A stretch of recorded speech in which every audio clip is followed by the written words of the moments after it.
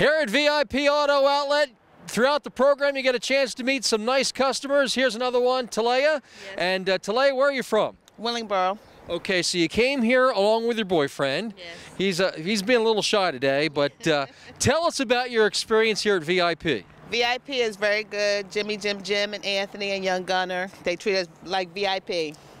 So when you came here today, or when you first came here to buy your car, were you a little skeptical when you first came here about them being able to help? Yes. Is that because you've had experiences at other places that weren't so good? Yes. Why is VIP Auto Outlet different? They treated you real good. They were nice, pleasant, and I saw their commercial, came in and checked it out, and it was just like what they said.